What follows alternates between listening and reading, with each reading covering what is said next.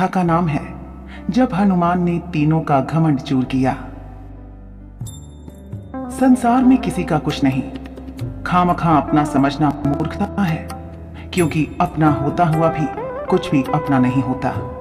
इसलिए हैरानी होती है, घमंड क्यों, किस लिए, किसका? कुछ रुपए दान करने वाला यदि यह कहे कि उसने ऐसा किया है तो उससे बड़ा मूर्ख और कोई नहीं। और ऐसे भी हैं जो हर महीने लाखों का दान करते हैं लेकिन उसका जिक्र तक नहीं करते, ना करने देते हैं। वास्तव में जरूरतमंद और पीड़ित की सहायता ही दान है, पुण्य है। ऐसे व्यक्ति पर सरस्वती की सदा कृपा होती है। पर क्या किया जाए, देवताओं तक को अभिमान हो जाता है और उनके अभिमान को दूर करने के लिए परमात्मा को ही कोई उपाय करना पड़ता है। गरुड़, सुदर्शन चक्र तथा सत्यभामा को भी अभिमान हो गया था और भगवान श्री कृष्ण ने उनके अभिमान को दूर करने के लिए श्री हनुमान जी की सहायता ली थी। श्री कृष्ण ने अपनी पत्नी सत्यभामा को स्वर्ग से परिजात ला कर दिया था और वह इसीलिए अपने आप को श्री कृष्ण की अत्यंत प्रिय और अति सुंदरी मानने लगी थी। सुदर्शन चक्र को यह अभिमान हो गया था कि उसने इंद्र के वज्र को निष्क्रिय किया था। वह लोकालोक के अंधकार को दूर कर सकता है। भगवान श्री कृष्ण अतंत उसकी ही सहायता लेते हैं। गरुड़ भगवान श्री कृष्ण का वाहन था।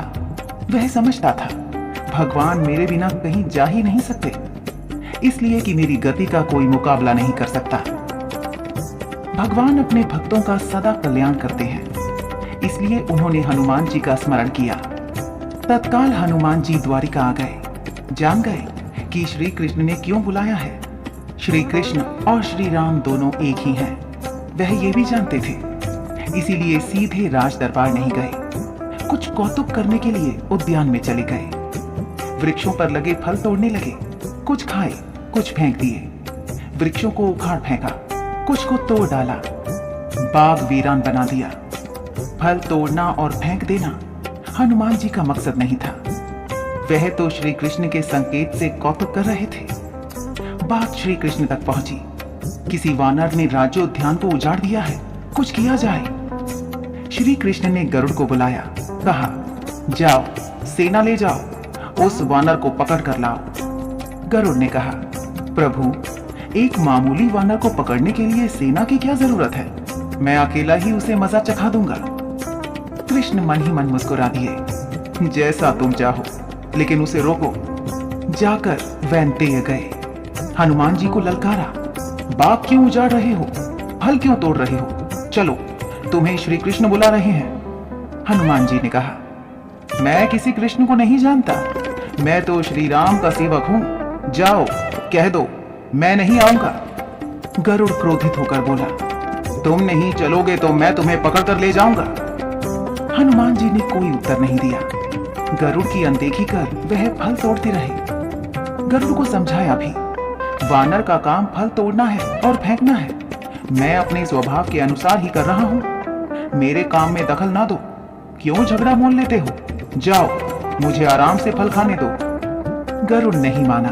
तब हनुमान जी ने अपनी पूंछ बढ़ाई और गरुड़ को दबोच लिया। उसका घमंड दूर करने के लिए कभी पूंछ को ढीला कर देते, गरुड़ कुछ सांस लेता, और जब कसते तो गरुड़ के मानो प्राण ही निकल रहे हों। हनुमान जी ने सोचा, भगवान का वाहन है, प्रहार भी नहीं कर सकता, लेकिन इसे सबक तो सिखाना ही होगा। पूंछ को एक झटका दिया और गरुड़ को दूर समुद्र में फेंक दिया। बड़ी मुश्किल से वह गरुड़ दरबार में पहुंचा, भगवान को बताया, वह कोई साधारण वानर नहीं है, मैं उसे पकड़कर नहीं ला सकता। भगवान मुस्कुरा दिए, सोचा गरुड़ का घमंड तो दूर हो गया, लेकिन अभी इसके वेग के घमंड को चूर करना है। श्री कृष्ण ने कहा, गरुड़, हनुमान श्री राम जी का भक्त है, इसीलिए नहीं आया। यदि तुम कहते कि श्री राम ने बुलाया है तो फौरन भागे चले आते।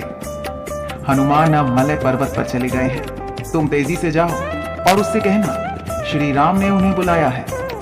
तुम तेज उड़ सकते हो, तुम्हारी गति बहुत है, उसे साथ ही ले आना। गरुड़ वेग से उड़े, मलय पर्वत पर पहुंचे। हनुमान जी से क्षमा मांगी, कहा भी, श्री राम ने आपको याद किया है, अभी आओ मेरे साथ, मैं तुम्हें अपनी पीठ पर बिठाकर मिनटों में द्वारिका ले जाऊंगा। तुम खुद चलोगे तो देर हो जाएगी। मेरी गति बहुत तेज है, तुम मुकाबला नहीं कर सकते। हनुमान जी मुस्कुराए, भगवान की लीला समझ गए। कहा, तुम जाओ, मैं तुम्हारे पीछे ही आ रहा हूं। द्वारिका में श्री कृष्ण राम रूप धारण कर सत्यभामा को सीता बना सिंहासन पर बैठ गए। सुदर्शन चक्र को आदेश दिया, द्वार पर रहना, कोई बिना आज्ञा अंदर ना आने पाए। श्री कृष्ण समझते थे कि श्री राम का संदेश सुनकर तो हनुमान जी एक पल भी रुक नहीं सकते, अभी आते ही होंगे। गरुड़ को तो हनुमान जी ने विदा कर दिया और स्वयं उससे भी तीव्र गति से उड़कर गरुड़ से पहले ही द्वारका पहुंच गए। दरबार के द्वार पर सुदर्शन ने उन्हें रोककर कहा, बिना आज्ञा अंदर जाने की मनाही है। जब श्री राम बुला रहे हो तो हनुमान जी विलंब सहन नहीं कर सकते।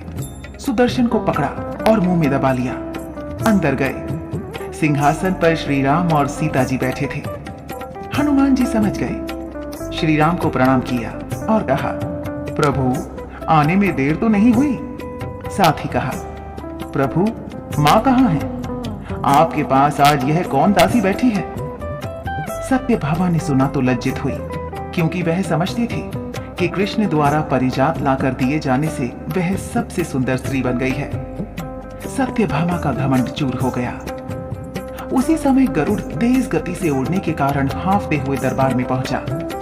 सांस फूल रही थी, थके हुए से लग रहे थे और हनुमान जी को दरबार में देखकर तो वह चकित हो गए।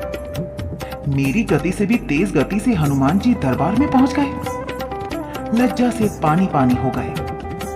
गरुड़ के बल का और तेज गति से उड़ने का घमंड चूर हो गया। श्री राम ने पूछा, हनुमान, तुम अंदर कैसे आ गए? किसी ने रोका नहीं? रोका था भगवान, सुदर्शन ने। मैंने सोचा आपके दर्शनों में विलंब होगा, इसलिए उनसे उलझा नहीं। उसे मैंने अपने मुंह में दबा लिया है। और यह कहकर हनुमान जी ने मुंह से सुदर्शन चक्र को निकालकर प्रभु के चरणों में डाल दिया। तीनों के घमंड चूर हो गए। श्री कृष्ण यही चाहते थे। श्री कृष्ण ने हनुमान जी को गले लगाया। हृदय से हृदय की बात हुई और उन्हें विदा कर दिया। परमात्मा अपने भक्तों में, अपने निकटस्थों में अभिमान रहने नहीं देते। श्री कृष्ण सत्यभामा, गरुड़ और सुदर्शन चक्र का घमंड दूर न करते तो परमात्मा के निकट रह नहीं सकते थे। और परमात्मा के निकट रह ही वही सकता है जो मैं और मेरी से रहित है। श्री राम से जुड़े व्यक्ति में कभी अभिमान हो ही नहीं सकता। न श्री राम में अभिमान था, न उनके भक्त हनुमान में। न श्री राम ने कहा कि मैंने किया है और न हनुमान जी ने कहा कि मैंने किया है। इसलिए दोनों एक हो गए, न अलग थे, न अलग रहे।